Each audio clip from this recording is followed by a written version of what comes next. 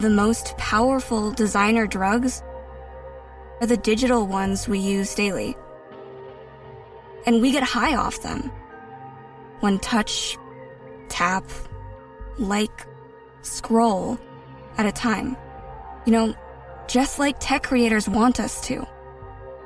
Use digital without digital using you.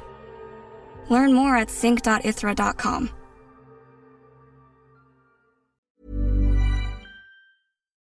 We acknowledge the traditional owners of country throughout Australia and recognise their continuing connection to land, waters and culture.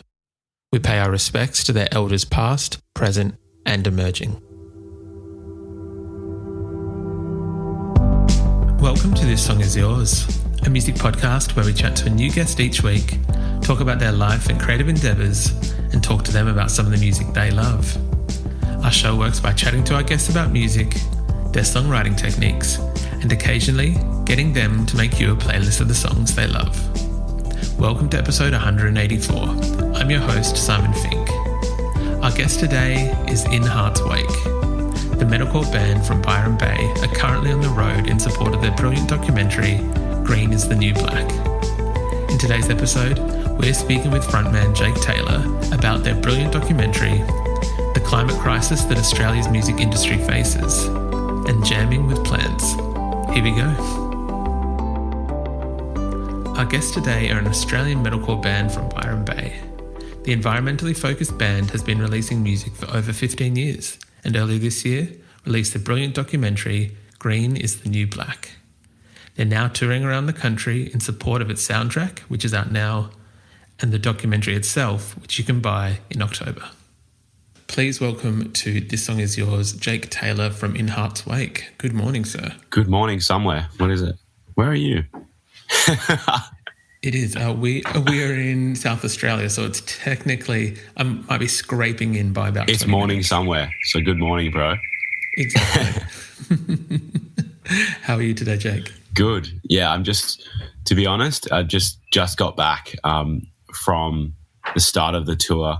It's our first time we've ever gone anywhere in the last 4 years, to be honest, like on a plane. So we went to Western Australia and came back, and it felt like I was going to another country because it was such a long flight. And so I've just come back home and I'm just literally sort of landing back here, and it feels really good. But after 4 years of not doing it, it really was like a shock to the system. Of course. Well, you are currently on tour at the moment. You're currently touring around the country for the Green is the New Black tour. And you have done the first few shows. How have the shows themselves been so far? So how they've been, yeah, the Perth show was a rescheduled show which has been for the last 2 years, we've tried to make it happen 4 times, and it finally happened last night. So, sorry, not last night, but on the weekend. And it just felt, like this long overdue thing that people almost rolling their eyes thinking it's going to get cancelled again. So to have it actually happen was not only a sense of relief, but a sense of release as well, I think, for everyone. And there was a lot of it's just very joyous. It's a very joyous weekend, and sort of just had that a hell yeah, shows are back, bands are coming back here from across the other side of the country. So it had a lot of oomph. Felt really good. That's awesome to hear. I have heard a lot of excitement about the shows that are going on and will continue to go on throughout. I think you're on the road till maybe October, is that right? There's 28 shows. We've done 4 of the 28 shows, and it's hitting every state and territory. And we are trying out, leading to probably the next thing we'll probably touch on is we're trying out all these new ways of touring and the things that we've learnt through creating our documentary, Green is the New Black. And that this tour is the celebration of that, as well as implementing those things out on the road. Of course.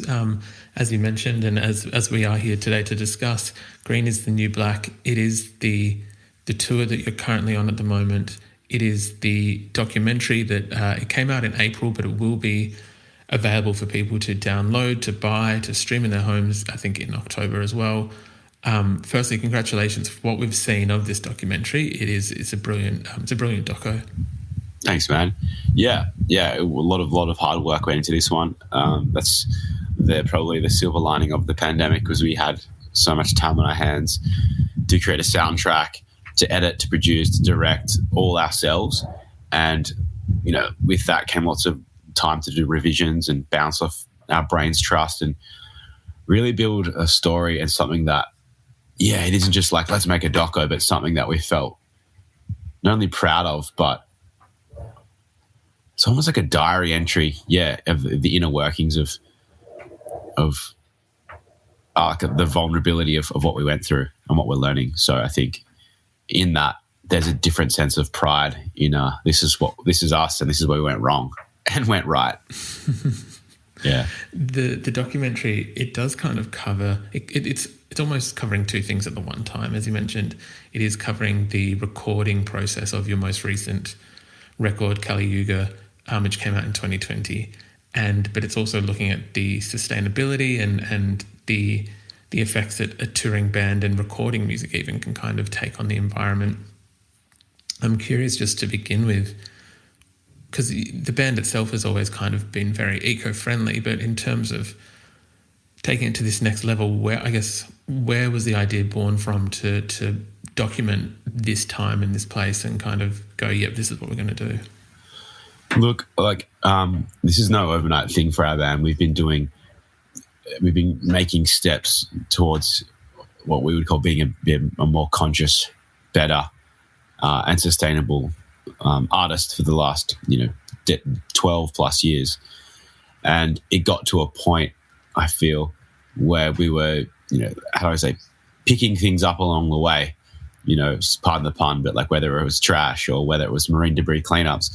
And it kind of got to this point where we were picking up our own stuff that we were putting out there, be it the pool toys, be it, discarded t-shirts and CDs and stuff. And I think that next step then was the literally at the water's edge, when all of a sudden you have to just go for it. And that is offsetting things, that is looking into waste and production and things that often I would just like roll my eyes at because it just felt so like, I don't know, that side of the brain, very logistical, but really it's important to understand, what we produce. And in that, once we understand, then we can find out ways of doing either less or doing them more consciously. And there was a point, like, yes, capturing it. Why document all of this? It started off as just as like our, dear diary kind of a thing, just like capturing stuff to see what we were learning, so that we might have some information to share with our fans and our friends and family in the form of, it could have been a YouTube little 5-minute video of this is how we made this record, And I really feel that pandemic that sort of kicked in there, mixed with the incredible findings that we were having, it felt like, wow, this is really asking us to actually create something a lot bigger than the band, something a lot more important that we felt was just so, could be impactful to the music scene.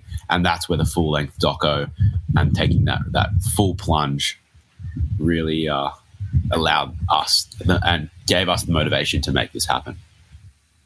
100%. From what I understand, the reception so far has been quite positive. From what I can see, I believe that it's not just kind of got a reception from the band's fans alone, but I believe I think the Portland Film Festival, there's been a few film festivals worldwide that have kind of accepted it in and selected it as a movie to show. It was shown at Splendor as well, which I'll touch on in a second. But for you guys, what has the reaction or the reception been like now that it is out there and what you can kind of hear what people think of it?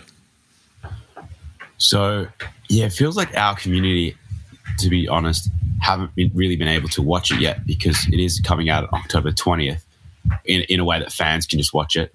So it's really been specific to just these film festivals. And so with that being said, I think like a portion of that audience, maybe a quarter, maybe half at most, have been our fans. The rest have been people that wouldn't normally watch a documentary like this. They're critics, or they're people, just environmentalists that aren't into metal per se. And so having that mixed audience in there and be able to have these Q&As and discussions afterwards have just been like actually the most profound moments of all of this hasn't actually been looking at their faces while the doco's playing, but actually the conversations afterwards. People standing up in audiences declaring that, like, this is what they're going to do because they feel inspired by the bold decisions we made. Down to the cattle farmer standing up and the vegan standing up and not having an argument, but having a conversation in an audience, a live room. And both have valid opinions. So it's just really, that's the kind of juicy stuff where the response and the reception really takes to the nth degree, because it leaves people talking and wondering and discussing in their own communities. And that's the power of storytelling, when it's not just fear-based, but it's done in a positive, solutions-based way. And so I really feel this doco, by checking in, I feel like, it's a very has the potential to be a very powerful and effective pebble that's going to go out into that lake, and I hope will send ripples outwards. Yeah, of course. It's even the kind of clips I showed my partner, it did kind of inspire some conversation. Maybe not debate, but I think conversation is a very kind of good word in relation to a topic like this, because it does mean that people rethink, I guess, what they're doing in terms of, and it could be from the smallest part of the for lack of a better term, the machine. There's lots of little cogs in the machine and lots of different people doing different things. And even if it's the smallest part of that, it can kind of change the outlook of one person. One thing I thought was kind of fascinating was the documentary has an interview with Jess from Secret Sounds. And for those who are listening to the podcast, Secret Sounds, they look after Splendor. I believe that they have a hand in Falls. Incredible festival event organizer here in Australia. And in the documentary, she's talking about having to cancel due to the bushfire and having to put new measures in place due to climate change.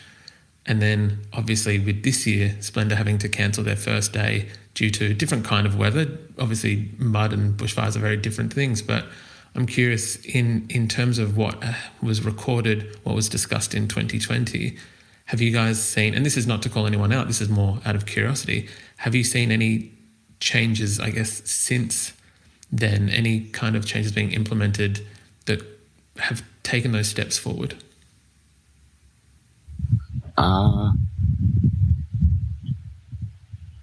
I think, look, the biggest changes, different kind of changes have been, the changes to the doorstep here on the East Coast, be it the fires and now the floods. And just, I've been just speaking with people, these sort of changes have been happening for so long out in the deserts on First Nations communities, because they're in a much more, the landscape there is more volatile and like exposed to the elements, whereas we're only kind of experiencing it on the coast in these sort of, I guess you could say, more privileged parts, in terms of there's more wealth. And with that being said, like, the pandemic really put a halt on the music industry and change. I believe it shifted the conversation from changes need to be made, climate strikes happening all around the world on just like, hundreds of thousands of people at these different events. And it felt like it was the year to really come together and make that a huge part of the way people wanted change, also within politics and what they would be voting for. And it just went and took a full curveball, and we went down, pandemic-orientated news. We all needed to, like, just be aware of whether there's outbreak, safety, concern. It was like, distancing. It's like we as a society were here and we went that way to deal with a new threat. So the music industry got fully put on halt. Every artist lost all their income, and festival promoters not knowing what the heck to do. And so I think 2 years later, everyone just wants to get the stage back on the show, the show back on the stage, and get this thing happening again. And I don't know. I'm not talking about Splendor here specifically at all. I don't think it was the first thing on everyone's mind of like, oh, well, I had all this time off, I'm going to be doing this, this, and this. I think it was just like, I just want to play. Like, can we just get this thing happening again? This summer, Instacart presents famous summer flavors coming to your front door. Or pool. or hotel. Your grocery delivery has arrived, sir. That was faster than room service. No violins in the lobby. Oh, seriously? Anyway, sit back, relax, and get delivery in as fast as 30 minutes. Starring your favorite snacks, drinks, and more. Download Instacart for free delivery on your first 3 orders. Rated H for hungry audiences. Offer valid for a limited time. Minimum $10 per order. Excludes restaurants. Additional terms and fees apply. My dad works in B2B marketing. He came by my school for career day and said he was a big ROAS man. Then he told everyone how much he loved calculating his return on ad spend. My friends still laugh at me to this day. Not everyone gets B2B, but with LinkedIn, you'll be able to reach people who do. Get a $100 credit on your next ad campaign. Go to linkedin.com/results to claim your credit. That's linkedin.com/results. Terms and conditions apply. LinkedIn, the place to be, to be.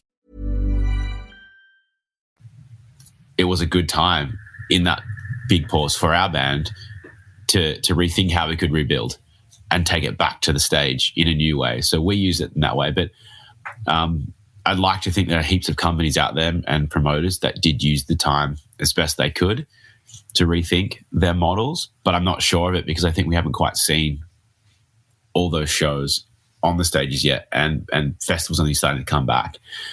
So I feel like it's going to be get the first one out there and done, let's just get it back. And then as we're seeing in politics here in Australia, like what we were ranked dead last, in terms of taking climate action. Out of 193 countries, we would rank dead last. It was a huge important thing on all the young voters. We've seen a new government come in. That is starting to be something that's prioritized.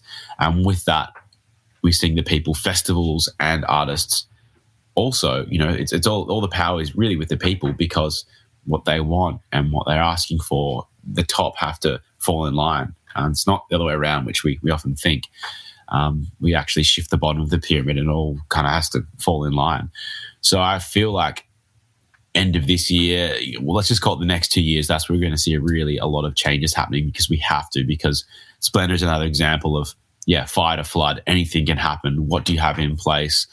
And what are you doing to really also bring those First Nations conversations and ways of acknowledging festival sites, looking at where the land was 200 years ago as to where it is now, because that's a story that we white people can't tell.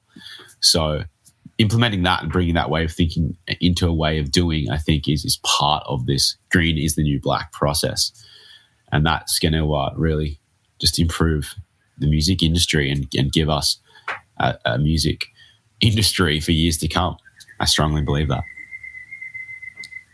I think that's very, very true. I think, and I'll just clarify, no, absolutely love Splendor and the people that work with that team. So no disparaging comments towards them. It was more so, I guess, wondering what we have done in that time since. And obviously, as you did make a very good point, that there was a huge pandemic, a worldwide pandemic in between. Yeah. And so, as you said, getting people just back to the stage is a big feat in itself at the moment. It is slowly happening, which is exciting, but very, very good point, Jake. Yeah, it is. And I'll just say it's really sad what happened, like the flood event, which the Secret Sounds couldn't have planned for. To be fair, like that's never happened like that on 100%. That level before. And also why it's sad is for the larger community of artists wanting and needing festivals to play at, and also to encourage that, wow, look at the success of this. This is a success. Let's have more outdoor festivals. Instead, it was like a real hit, and that ripple effect puts a bit of fear and a bit of a reality check on all of what's happening. And I hope that it's a learning rather than, oh, that sucks, we'll never do that again. But rather, what can we learn from this and make it a positive experience next time? 100%. Hopefully, how do we improve it, not how do we avoid it? Yeah. There is also a soundtrack that the band released this month, which is the soundtrack to the documentary, which is an album that you guys kind of wrote and produced to support the documentary. It's still very much within the band's wheelhouse, but was there any differing to the songwriting approach when looking at scoring this compared to how you'd usually write music for the band normally?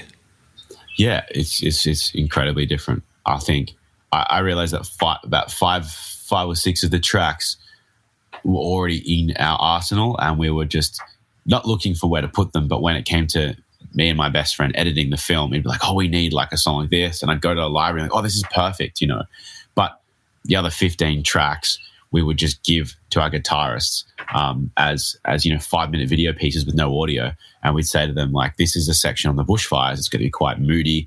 It's quite haunting," and they get to work and they make something that's not just like standard how you write lyrics, guitar, drums. They can experiment and play with it using all kinds of analog modular things.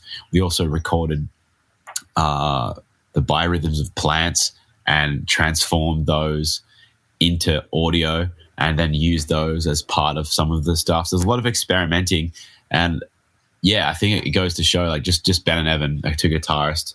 I praise them as musicians because I think they're just so incredibly talented to be able to write heavy like stuff and then also go to these score soundtrack worlds where it's not distracting and you're in the visual. It doesn't take away from that, and that's a very hard thing to do.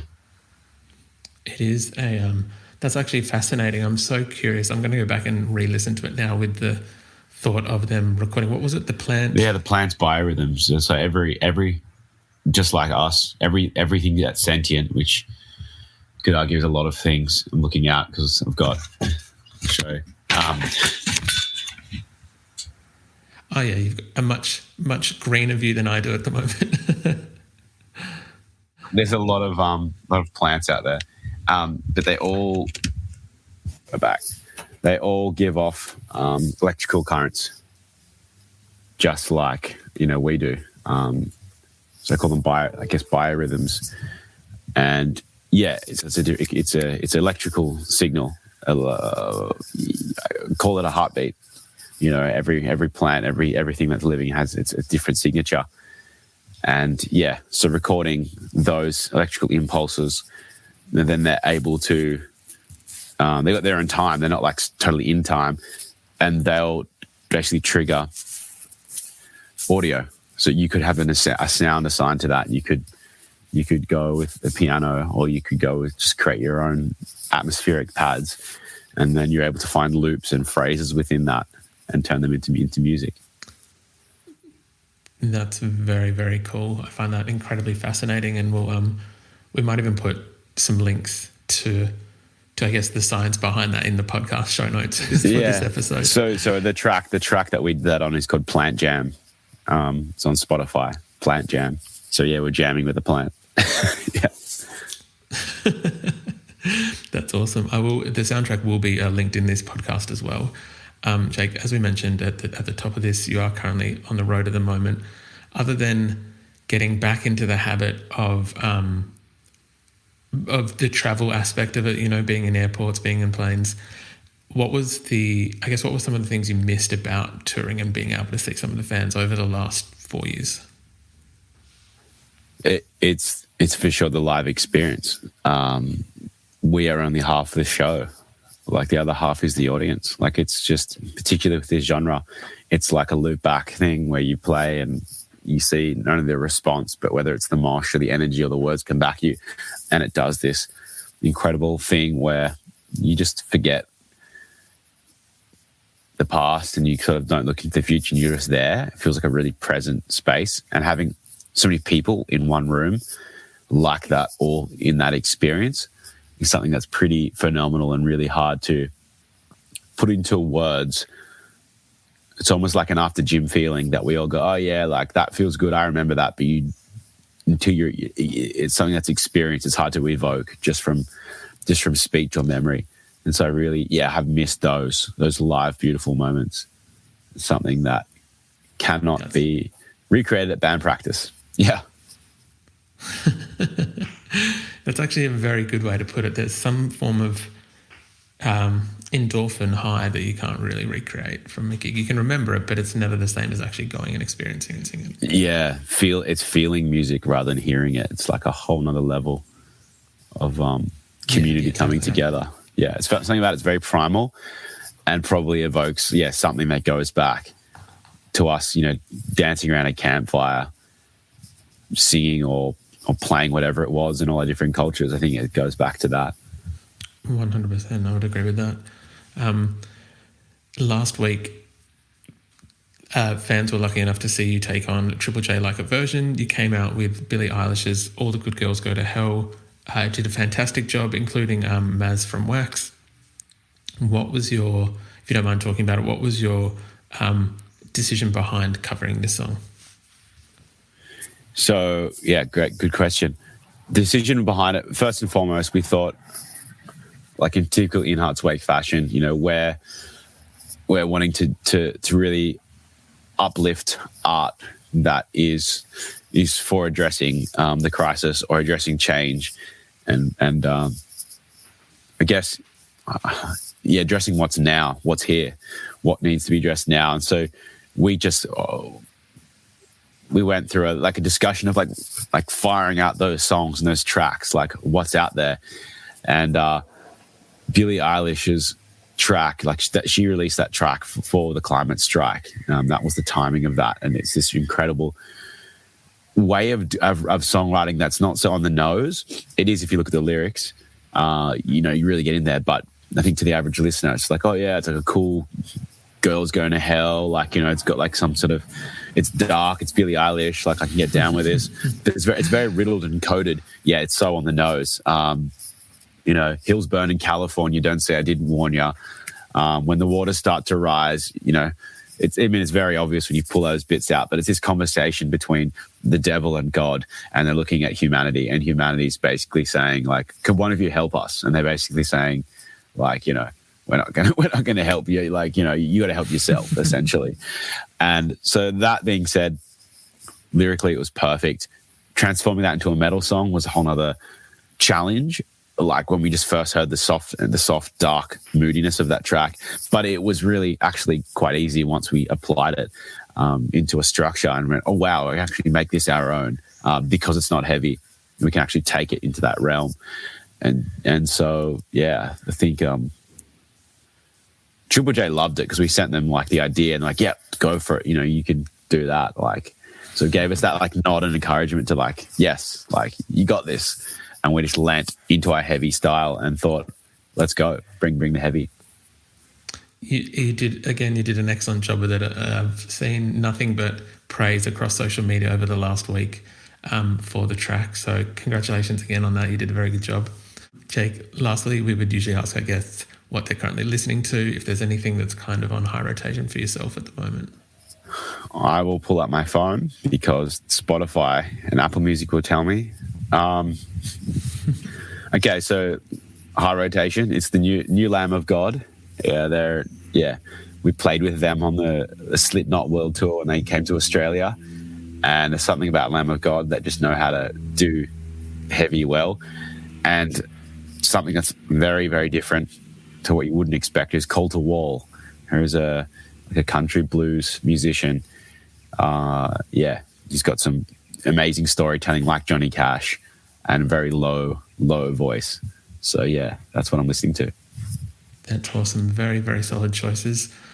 Jake, thank you very much for your time today. I do appreciate it. Congratulations again on the documentary and the soundtrack. We'll make sure that Green is the New Black. All the details are in the podcast show notes for where they can find the documentary, where they can find the soundtrack, and where they can find you on tour. You're on tour again this weekend and the next few weekends. But thank you for being on the podcast. My pleasure. Thanks for having me, Simon.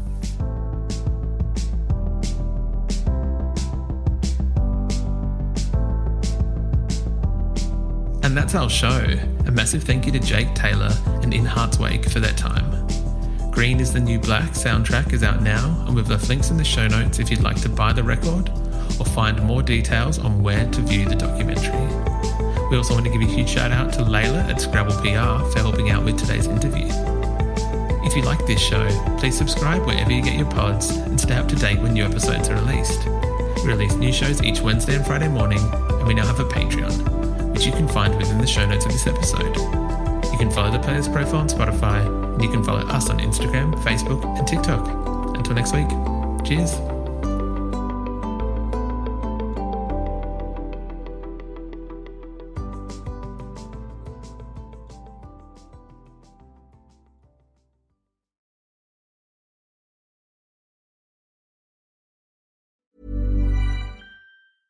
Imagine the softest sheets you've ever felt. Now imagine them getting even softer over time. That's what you'll feel with Bowl and Branch's best-selling signature sheets in 100% organic cotton. In a recent customer survey, 96% replied that Bowl and Branch sheets get softer with every wash. Start getting your best night's sleep in sheets that get softer and softer for years to come. Try their sheets with a 30-night guarantee. Plus, get 15% off your first order at bowlandbranch.com, code BUTTERY. Exclusions apply. See site for details.